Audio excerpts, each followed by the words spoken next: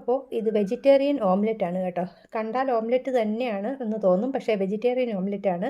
ഭയങ്കര ടേസ്റ്റുമാണ്. നമുക്ക് സ്നാക്കായിട്ടോ രാവിലെ ബ്രേക്ക്ഫാസ്റ്റ് ആയിട്ടോ കഴിക്കാം, എങ്ങനെ വേണമെങ്കിലും കഴിക്കാം. ഹായ്, നമസ്കാരം, welcome to dragonfly family. അപ്പോൾ നമ്മൾ ഇന്ന് വെജിറ്റേറിയൻ ഓംലെറ്റാണ് ഉണ്ടാക്കുന്നത്. അതിനുവേണ്ടി നമ്മൾ കടലമാവാണ് എടുക്കുന്നത്. കടലമാവ് 1 കപ്പ് കടലമാവ് എടുത്തു കഴിഞ്ഞാൽ 1/4 കപ്പ് മൈദാപ്പൊടി കൂടെ ചേർക്കണം. അത് മസ്റ്റൊന്നുമല്ല, അപ്പോൾ നല്ല ഫ്ലഫി ആയിട്ട് ഓംലെറ്റിന് കിട്ടും. ഇനി ഇതിലോട്ട് നമുക്ക് ആവശ്യത്തിന് ഉപ്പ് ചേർക്കാം. ഇനി വേണ്ടതൊരു 1/4 ടീസ്പൂൺ ബേക്കിംഗ് സോഡയാണ്. ഇതെല്ലാം കൂടെ നന്നായിട്ടൊന്ന് മിക്സ് ചെയ്ത് നന്നായിട്ട് വെള്ളത്തിൽ കലർത്തിയിട്ട് ഒരു 10-15 മിനിറ്റോളം നമുക്കൊന്ന് വെച്ചിരിക്കാം. ഒരു ദോശമാവിൻ്റെയൊക്കെ ആ ഒരു അയവിൽ വേണം കലക്കാനായിട്ട്.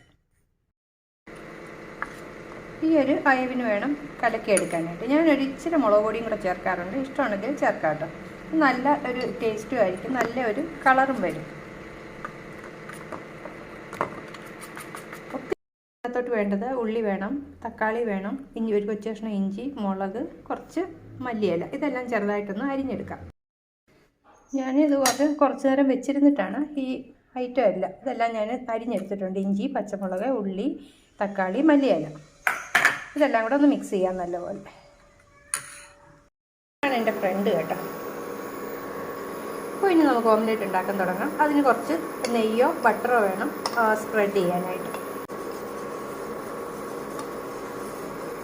ഇതിലോട്ട് നമുക്ക് ഇതുപോലെ അത് ഒഴിച്ചു കൊടുക്കാം. ഒഴിച്ചു കൊടുത്ത് ഒന്ന് സ്പ്രെഡ് ചെയ്തിട്ട് ഓംലെറ്റായിട്ട് ചുട്ടെടുക്കാം. റെഡി, നമ്മുടെ ഓംലെറ്റ് റെഡി.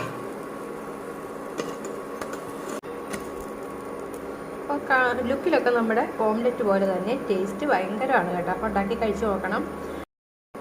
അപ്പോൾ ഇതേ നമ്മുടെ വെജിറ്റേറിയൻ ഓംലെറ്റ് റെഡി.